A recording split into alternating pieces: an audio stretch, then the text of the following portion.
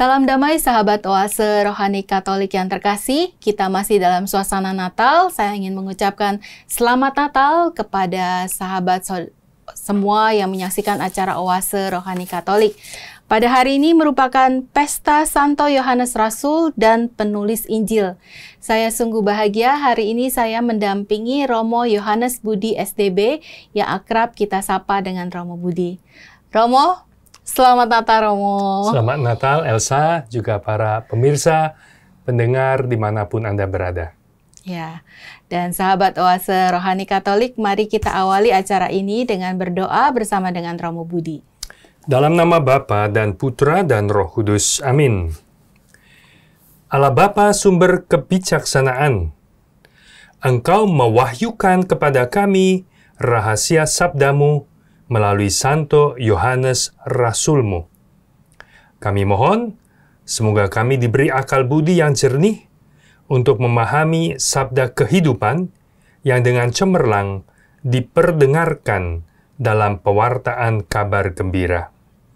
Dengan pengantaran Kristus Tuhan kami. Amin. Amin. Sahabat Oase Rohani Katolik, pada hari ini Pesta Santo Yohanes Rasul dan Penulis Injil, hari ketiga dalam oktav Natal. Bacaan-bacaan pada hari ini diambil dari surat pertama Rasul Yohanes bab 1 ayat 1 sampai dengan 4. Saudara-saudara terkasih, apa yang telah ada sejak semula, yang telah kami dengar dan kami lihat dengan mata kami, yang telah kami saksikan dan kami raba dengan tangan kami, yakni firman hidup, itulah yang kami tuliskan kepada kamu. Hidup telah dinyatakan dan kami telah melihatnya. Dan sekarang kami bersaksi serta memberitakan kepada kamu tentang hidup kekal yang ada bersama-sama dengan Bapa dan yang telah dinyatakan kepada kami. Apa yang telah kami lihat dan kami dengar itu, kami beritakan kepada kamu juga, supaya kamu pun beroleh persekutuan dengan kami. Dan persekutuan kami adalah persekutuan dengan Bapa dan dengan anaknya, yakni Yesus Kristus. Semuanya ini kami tuliskan kepada kamu, supaya sukacita kami menjadi sempurna. Demikianlah sabda Tuhan. Syukur kepada Allah. Mazmur tanggapan. Bersukacitalah kepada Tuhan, hai orang-orang benar. Bersukacitalah karena Tuhan, hai orang-orang benar. Tuhan adalah Raja, biarlah bumi bersorak-sorai, biarlah banyak pulau bersukacita. Awan dan kekelaman ada di sekelilingnya, keadilan dan hukum adalah tumpuan tahtanya. Bersukacitalah karena Tuhan, hai orang-orang benar. Gunung-gunung luluh laksana lilin di hadapan Tuhan, di hadapan Tuhan semesta alam. Langit memberitakan keadilannya, dan segala bangsa melihat kemuliaannya. Bersukacitalah karena Tuhan, hai orang-orang benar. Terang sudah terbit bagi orang benar, dan sukacita bagi orang-orang yang tulus hati. Bersukacitalah karena Tuhan, hai orang-orang benar, dan nyanyikanlah syukur bagi namanya yang kudus. Bersukacitalah karena Tuhan, hai orang-orang benar. Sahabat Oase Rohani Katolik yang terkasih, marilah kita siapkan hati. Kita akan mendengarkan Injil Suci menurut Yohanes bab 20 ayat 2 sampai dengan 8, diawali dengan bait pengantar Injil. Aleluya, aleluya. Aleluya, aleluya. Allah Tuhan kami, Engkau kami puji dan kami muliakan. Kepadamu paduan para rasul bersyukur. Aleluya, aleluya. Tuhan bersamamu. Dan bersama rohmu. Inilah Injil Suci menurut Yohanes. Dimuliakanlah Tuhan. Pada hari Minggu Paskah, setelah mendapati makam Yesus kosong, Maria Magdalena berlari-lari mendapatkan Simon Petrus dan murid yang lain yang dikasihi Yesus. Ia berkata kepada mereka, "Tuhan telah diambil orang dari kuburnya, dan kami tidak tahu di mana ia diletakkan." Maka berangkatlah Petrus dan murid yang lain itu ke kubur. Keduanya berlari bersama-sama, tetapi murid yang lain itu berlari lebih cepat daripada Petrus, sehingga ia lebih dahulu sampai di kubur. Ia menjenguk ke dalam dan melihat kain kafan terletak di tanah, tetapi ia tidak masuk ke dalam. Maka tibalah Simon menyusul dia dan masuk ke dalam kubur itu. Ia melihat kain kafan terletak di tanah, sedang kain peluh yang tadinya ada di kepala Yesus tidak terlekat dekat kain kafan itu, tetapi agak di samping, di tempat yang lain, dan sudah tergulung. Maka masuklah juga murid yang lain yang lebih dahulu sampai di kubur itu. Ia melihatnya dan percaya. Demikianlah sabda Tuhan. Terpujilah Kristus. Terima kasih Romo untuk bacaan Injilnya. Sahabat Oase Rohani Katolik, kita sudah mendengarkan 2 bacaan pada hari ini, Pesta Santo Yohanes Rasul dan Penulis Injil. Dan sekarang Romo Budi akan menyampaikan inspirasi pewartaan dan kabar baik Injil. Romo silakan. Baik Elsa, saudara-saudari, para pemirsa pendengar, pertama-tama kami tentu mengucapkan Selamat Natal. Natal, kelahiran Juru Selamat, tentu menimbulkan sukacita. Sukacita karena Tuhan datang untuk menolong kita, menyelamatkan kita. Dan Tuhan itu datang karena Ia mau membantu kita untuk menjadi seperti Dia. Dan dengan sukacita itu, dalam liturgi tidak cukup Natal dirayakan 1 hari, tetapi ada yang disebut oktav Natal, 8 hari, 1 kesatuan penuh sukacita dengan nanti diakhiri pada hari yang ke-8, Pesta Hari Raya Maria Bunda Allah, 1 Januari. Dan hari ini, seperti tadi sudah katakan, hari ketiga dalam oktav, dan gereja menempatkan Pesta Rasul Yohanes. Dan kalau kemarin adalah Pesta Stefanus, martir pertama. Tentunya ada kebijaksanaan kenapa dalam oktav Natal itu ditempatkan ada 2 orang kudus ini dalam pestanya. Kiranya kita bisa membaca, saya coba membaca menurut pembacaan pribadi saya, karena Allah menjadi manusia, itu bagian inti iman kita, orang Kristiani,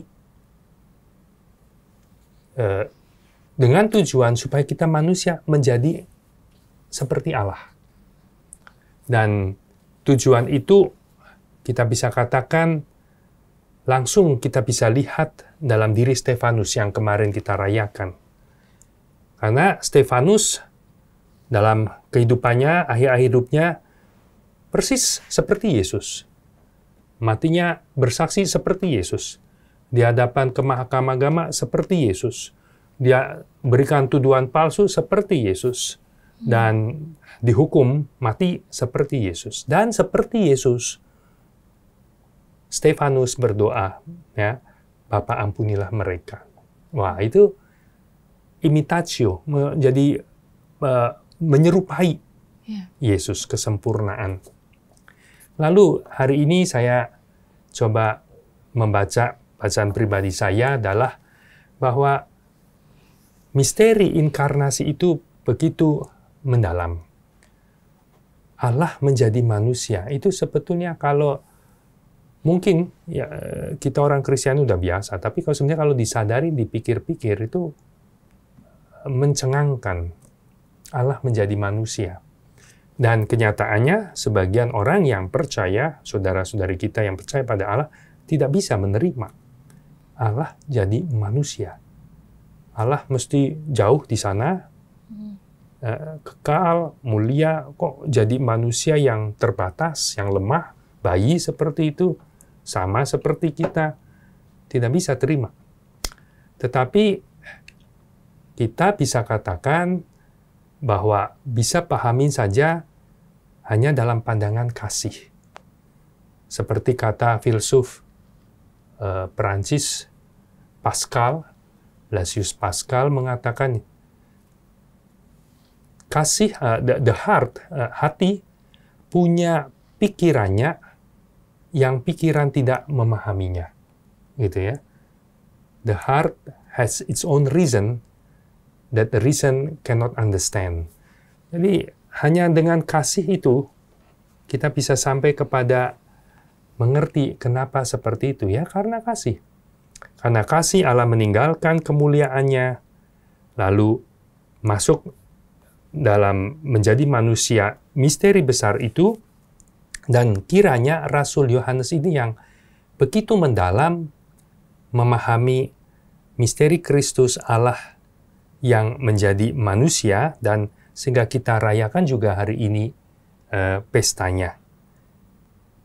Kalau kita perhatikan bacaan pertama, seperti biasa bagian pertama saya komentari bacaan pertama, kita bisa lihat ada kesesuaian yang banyak begitu dengan apa yang disebut dengan prolog dalam Injil menurut Yohanes. Misalnya di sini di ayat 1 bicara tentang firman hidup. Di prolog menurut Yohanes juga bicara tentang yang sama, firman hidup. Di Yohanes bab 1 ayat 4. Dan di sini bicara ayat 2 tentang hidup kekal. Aku memberitakan hidup kekal. Sama di dalam Yohanes bab 1 ayat 14 juga bicara tentang hidup kekal. Dan di sini kemudian yang ketiga bicara tentang persekutuan, fellowship. Semuanya ini dikatakan, diberitakan supaya kita beroleh persekutuan dengan Allah. Dan seperti di dalam prolog itu, di mana yang percaya menerima diangkat menjadi anak-anak Allah. Jadi memang dalam tradisi dikatakan penulis surat pertama Rasul Yohanes ini yang dikenal sebagai surat pertama Rasul Yohanes sama dengan penulis Injil yang menurut Yohanes itu. Dan kita sering melihat bahwa Rasul Yohanes ini banyak bicara tentang kasih. Tapi pertama-tama sebetulnya seperti nanti saya komentari di dalam bacaan Injil, lebih-lebih sebetulnya bicara tentang iman. Dan iman itu kemudian mesti bertumbuh dan berbuah di dalam kasih. Maka merayakan Natal, di dalam merayakan juga pesta Rasul Yohanes, kita dibantu oleh Rasul Yohanes dari tulisan-tulisannya, dari kesaksiannya, supaya kita sampai terus kepada iman, makin menghayati misteri yang besar, iman kita, Allah yang menjadi manusia, firman hidup. Dan kita baca di ayat 1, apa yang telah ada sejak semula, telah kami dengar, kami lihat, dan kami raba dengan tangan.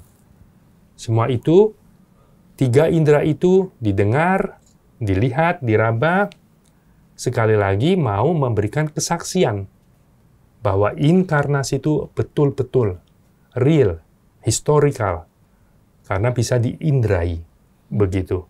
Dan ini sesuatu yang Rasul Yohanes mau pertama-tama menyampaikan kepada kita realitas Allah yang menjadi manusia. Ya. Dan Rasul Yohanes bisa kita lihat, kita pandang sebagai dalam tulisan-tulisannya melihat Yesus sebagai pewahyu Allah yang tidak kelihatan. Seperti di dalam prolog Injil menurut Yohanes itu dikatakan tidak ada satu orang pun pernah melihat Allah. Tetapi anak Allah itu yang menyatakannya. Nah, menyatakan itu reveal, ya, yang tidak kelihatan menjadi kita bisa dalam tanda melihat, mengerti.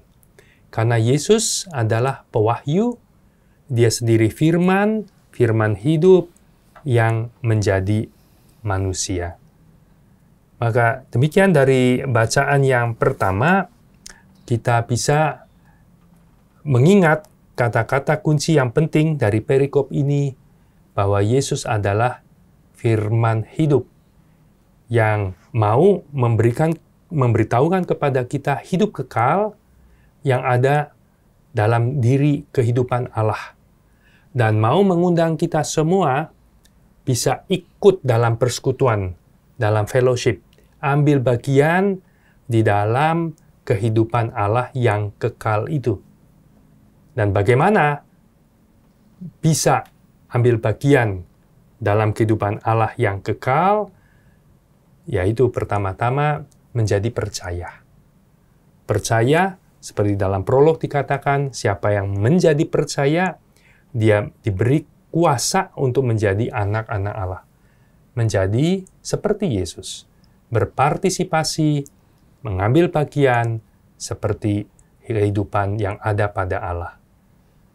Kiranya itu yang bisa kita renungkan dari bacaan pertama, terus membantu kita untuk makin mendalami misteri inkarnasi. Yang tidak cukup sekali kita coba dalami, pahami, dan sudah menangkap segala sesuatu. Ya, seperti kata Santo Yohanes dari Salib, seorang mistik, kekayaan Kristus itu seperti tambang, mine, yang terus digali. Tetapi makin digali itu tidak akan pernah seperti sudah habis semua. Setiap kali mau menggali, selalu menemukan kantong-kantong yang lain, ada kekayaan-kekayaan yang lain, ya, seperti itu. Dan ini yang terus tentu kita bisa melakukan di dalam oktav Natal ini, menghayati dan memahami inkarnasi misteri besar iman kita. Allah yang menjadi manusia, Ia Immanuel menyertai kita sama seperti kita, kecuali dalam hal dosa, untuk menolong kita supaya kita bisa hidup, ambil bagian dengan kehidupan yang seperti Dia. Begitu, Elsa. Iya, Romo. Ada sedikit pertanyaan, Romo. Kalau kita bicara tentang firman hidup, bagaimana supaya firman itu benar-benar menghidupkan kita sebagai umat beriman, Romo? Ya. Selain ya tadi kita percaya dengan firman yang kita dengar, tapi bagaimana caranya supaya kita apakah hanya percaya saja atau ada hal lain, Romo? Ya, saya senang sekali dengan potret Bunda Maria yang dilukiskan oleh Lukas, pengarang Injil, ya. Dalam beberapa kesempatan di situ dilukiskan Maria mendengar itu semua, menyimpan itu semua dalam hati dan merenungkannya. Dan proses itu mesti terjadi karena tidak semuanya langsung kita pahami. Juga untuk Bunda Maria. Bunda Maria juga dalam kehidupannya tidak semuanya langsung terang benderang mengerti segala sesuatu. Ada kenapa begini, kenapa begitu, tidak mengerti. Dan saat tidak mengerti, ya, seperti waktu tanya kepada anak Yesus, kenapa nak? Ya, tidak tahukah ayah ibumu itu cemas, cemas digari, ya? Dan jawaban Yesus, kenapa mencari aku? Bukankah aku harus di rumah Bapa? Dan itu tidak langsung dimengerti apa artinya, ya. Dan itu ditulis di sana, Maria menyimpan segala sesuatu. Orang tuanya tidak mengerti, ditulis betul-betul tidak mengerti. Tapi Maria menyimpan itu semua dalam hati dan merenungkannya. Jadi proses ini terus terjadi, mesti terjadi. Mendengarkan sabda Tuhan, merenungkan, menjadi berdialog dengan pengalaman hidup kita, ya. Lalu kiranya terjadi terus-menerus proses yang bisa membatinkan dan lalu melaksanakannya. Maka kalau itu terjadi, saya bilang bahwa inkarnasi itu, sabda menjadi daging, itu terjadi juga di dalam diri orang beriman. Ya, ketika kita mendengarkan sabda, menyimpan dalam hati, merenungkannya, lalu mulai timbul pencerahan dan melaksanakannya seperti teladan Bunda Maria. Jadilah padaku menurut perkataanmu, jadilah kehendak Tuhan sesuai dengan firman itu. Dan di situ kan sabda juga menjadi daging dalam diri kita. Tidak hanya dalam diri Maria, rahim Maria, tetapi juga dalam diri kita.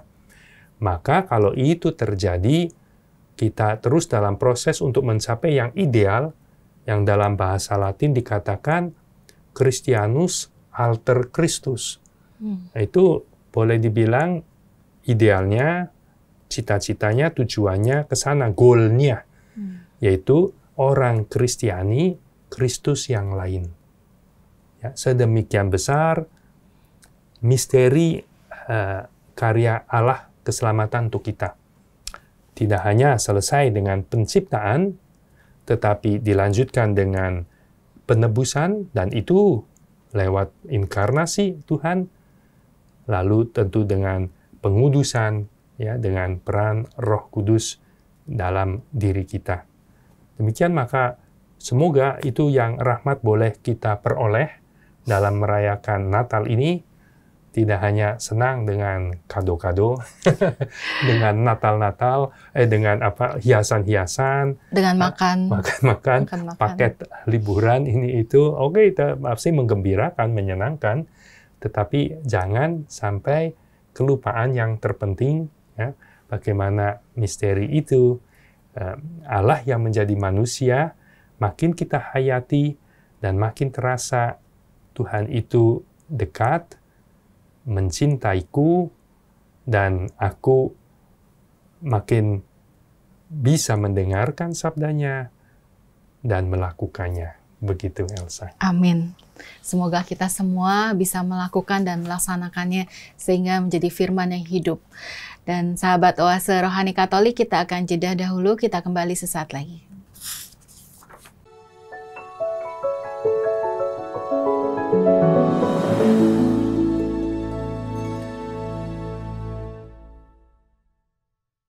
Sahabat Oase Rohani Katolik, terima kasih Anda masih bersama dengan kami. Saya Patricia Elsa mendampingi Romo Yohanes Budi Raharjo STB, dan sekarang kita akan melangkah ke bacaan Injil pada hari ini, Injil Yohanes bab 20 ayat 2 sampai dengan 8. Romo, silakan. Baik, Elsa, para pemirsa semua, sekarang kita masuk di bagian Injil, dan Injil ini dipilih karena kita merayakan pesta Rasul Yohanes. Kalau Injilnya barangkali, kalau tidak pesta, kiranya Injil lainnya yang berhubungan dengan Natal, ya. Tapi karena ini merayakan pesta Rasul Yohanes. Dan kalau Anda ingat, perhatikan dalam liturgi, Injil ini sebetulnya Injil yang dipakai untuk perayaan Minggu Paskah. Kita tahu ada tahun A, tahun B, tahun C. Ya. Di semua tahun A, B, C pakai Injilnya ini untuk merayakan Minggu Paskah. Sekali lagi, kita masih oktav Natal. Kenapa ini? Karena sedang merayakan Rasul Yohanes. Jadi pertanyaan berikutnya yang menarik adalah, kenapa di antara banyak hal yang menarik yang ditulis Rasul Yohanes, bukan kisah panggilannya, tetapi ini yang ditulis, yang diambil oleh gereja untuk merayakan liturgi pestanya. Tadi saya katakan bahwa Rasul Yohanes biasa kita bisa kenal, rasakan sepertinya banyak menulis tentang kasih. Apalagi kalau membaca surat-suratnya, surat pertama, surat kedua, berulang-ulang ngomong kasih, kasih, kasih. Ya, selalu itu Allah adalah kasih, mengasihi satu sama lainnya, tidak mengasihi, dan seterusnya selalu kasih. Sampai ada cerita yang menjadi cerita yang sampai sekarang kita dengar, katanya Rasul Yohanes hidup sampai usia lanjut, beda dengan rasul lain yang mengalami kemartiran, dan dalam homilinya selalu kasih, kasih. Sampai dikatakan muridnya bertanya, ya, apakah tidak ada bahan lain? Ngomong. Dan Rasul Yohanes dikatakan, jawabnya ya, itu saja. Kalau kamu hidupi sudah cukup. Sudah dilakukan. Tapi sebetulnya kalau ditelaah lebih lanjut, Rasul Yohanes itu, dan dalam tulisan Injilnya, pertama-tama bukan ngomong kasih, yang lebih mendasar adalah iman. Kalau di dalam tadi saya bilang prolog, itu kan siapa yang menerima, percaya, akan diangkat, punya kuasa menjadi anak-anak Allah. Dan di akhir tulisannya kan dikatakan, masih banyak hal-hal lain sebetulnya yang Yesus perbuat. Tapi nggak cukup untuk menuliskannya semuanya itu. Tetapi yang kutuliskan ini, kata Rasul Yohanes, dituliskan supaya kamu percaya. Itu ya, supaya percaya. Jadi tujuannya pertama-tama itu supaya kita sampai kepada iman, percaya. Dan kalau punya iman, lalu efeknya itu iman yang hidup, pasti akan berbuah dalam kasih. Ya, lalu tinggal melaksanakannya kasih, karena percaya pertama-tama. Maka dipilih ini perikop ini, kiranya pada ayat yang terakhir itu tadi. Masuklah juga murid yang lain, yaitu Yohanes ini, yang lebih dahulu sampai di kubur itu, ia melihatnya dan percaya. Oke? Yang dilihat apa? Kubur kosong. Tidak ada Yesus. Tetapi dia percaya, iman. Kita tahu nanti ada yang lain, yaitu Thomas, ya kan? Yang kemudian Yesus menampakkan diri dalam ruang yang tertutup itu, mereka sedang berkumpul, tapi nggak ada Thomas, kan? Yang terkenal sekali itu. Sekali-kali kalau aku tidak mencucukkan gitu kan, dalam luka, dan itu tidak percaya. Meraba itu tidak percaya. Dan akhirnya kita tahu semua Yesus hadir lagi, nampak, dan di situ menjadi percaya, dan ada kata-kata yang terkenal. Kamu melihat maka percaya. Ya, berbahagia yang tidak melihat namun percaya. Dan di sini Yohanes sudah punya keutamaan, ya. Dia belum melihat. Dia hanya lihat kubur kosong, tapi percaya. Dan orang yang percaya itu, dialah yang hidup, kemudian beralih dari kematian kepada hidup ilahi itu. Masuk di dalam kerajaan terang, masuk di dalam kerajaan Allah. Syarat loncatnya itu adalah iman. Ya, di sini yang menjadi menarik untuk merenungkan kenapa merayakan misa pesta Rasul Yohanes dalam oktav Natal, dan perikopnya yang dipilih adalah ini. Kiranya Bunda Gereja mau mengajak kita sekali lagi, teruslah bertumbuh di dalam iman, mengkontemplasikan. Kita mengkontemplasikan mungkin seperti Yohanes, kubur kosong. Ya, satu kekosongan bahkan, tetapi tidak langsung melihat Yesus yang bangkit di sini, tetapi menjadi percaya.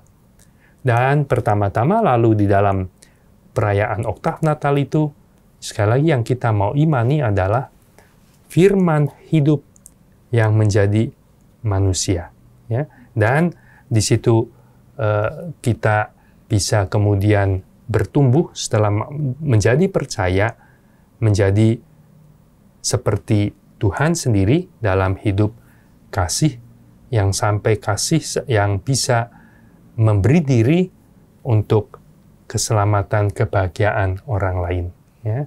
Jadi sekali lagi seperti yang tadi saya katakan di bagian pertama, kita pahami sebagai orang Kristiani secara ringkasnya, karya keselamatan Allah menjadi manusia, supaya manusia menjadi seperti Allah. Hidup, fellowship, persekutuan, ya, dengan kualitas hidup yang seperti Allah, yaitu kasih. Untuk bisa itu, pertama-tama perlu menjadi percaya.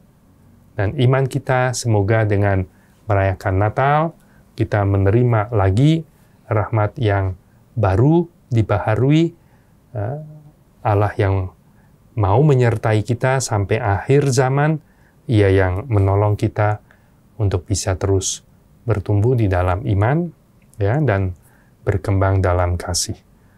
Saya kira itu yang penting dari perikop ini dalam konteks pesta Rasul Yohanes dan dalam konteks juga Oktav Natal yang kita sedang rayakan, ya, dengan penuh kegembiraan.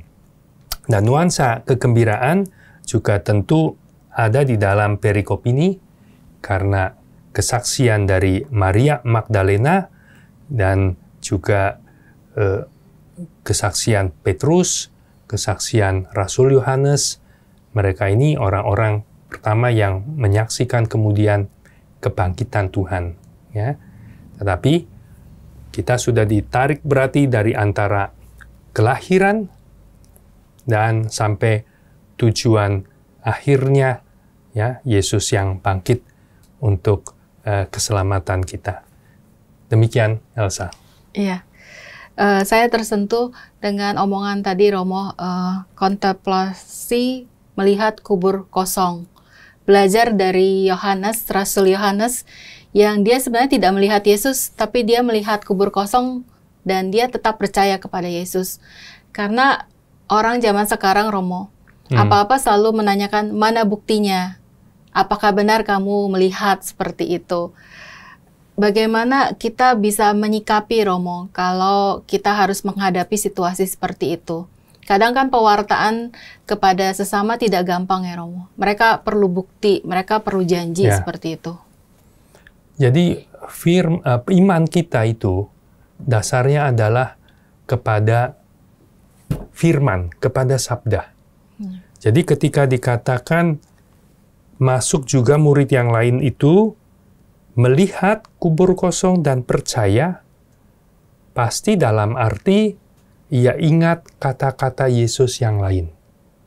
Oke, kata-kata Yesus yang lain dan mengatakan, masih ingat dalam perjalanan ke Yerusalem, ada 3 kali Yesus menubuatkan, kita ke sana, anak manusia akan menderita, dianiaya, diolok-olok, bahkan dibunuh.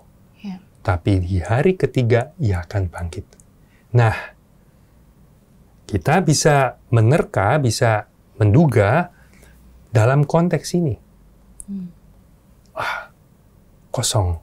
Dan guru berkata, ya, persis terjadi. Seperti yang dikatakan. Akan mengalami hal-hal itu.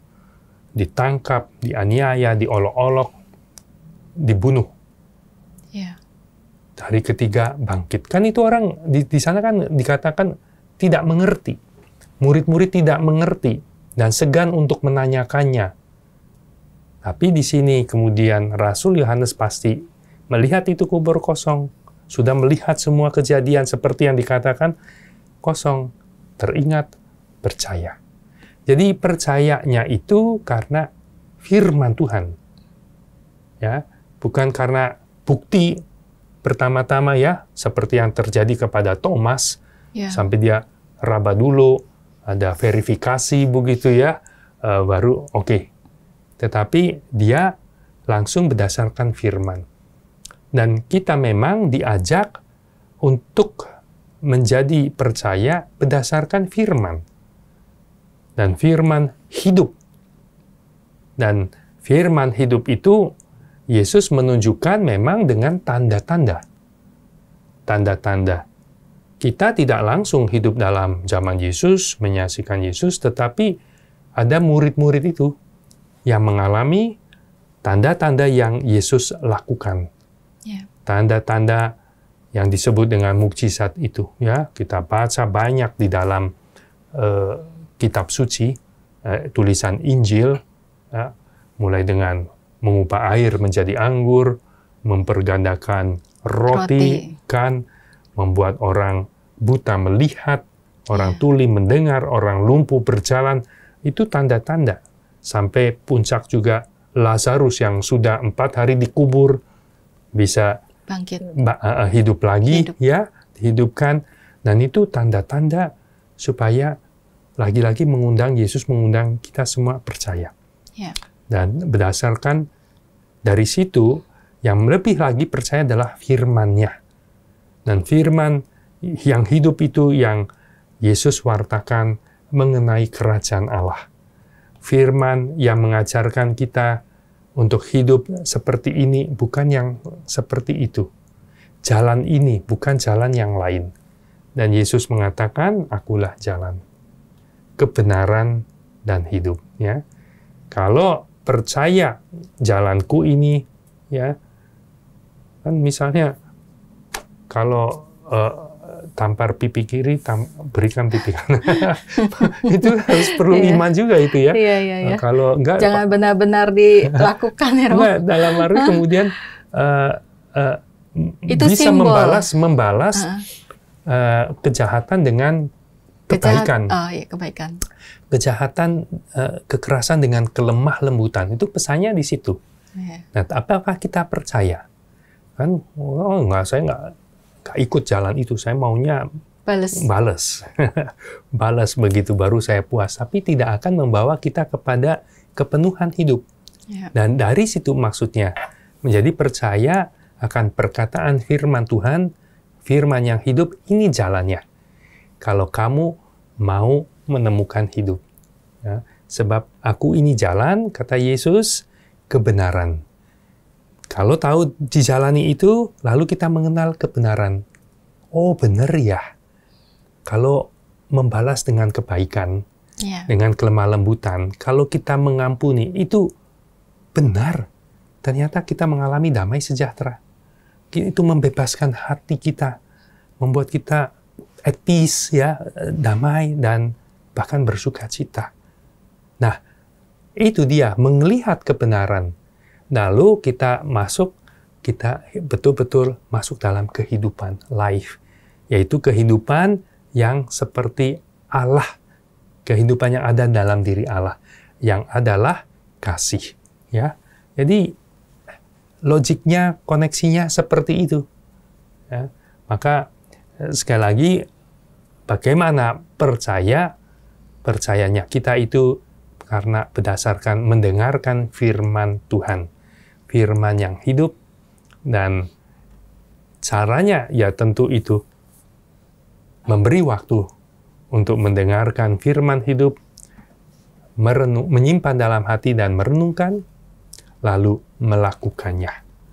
Begitu pasti kita akan tahu jalan, kebenaran, dan masuk dalam kehidupan. Ya. Baik, Romo, terima kasih banyak sudah memberikan inspirasi pewartaan dan kabar baik Injil.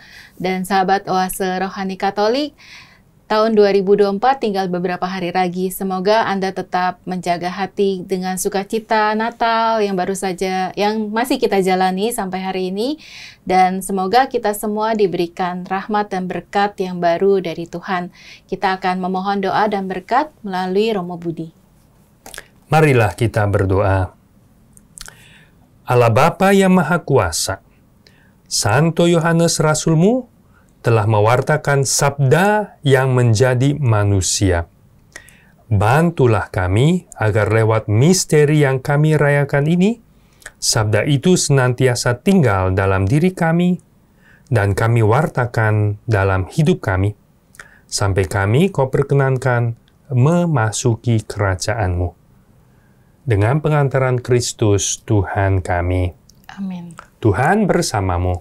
Dan bersama rohmu. Dan semoga Allah yang Maha Kuasa memberkati saudara sekalian, Bapa dan Putra dan Roh Kudus. Amin. Sahabat Oase Rohani Katolik, saya Patricia Elsa bersama dengan Romo Budi SDB. pamit undur diri, tetaplah jaga hati dan juga tetap sehat. Semoga kita berjumpa kembali di lain kesempatan. Sampai jumpa.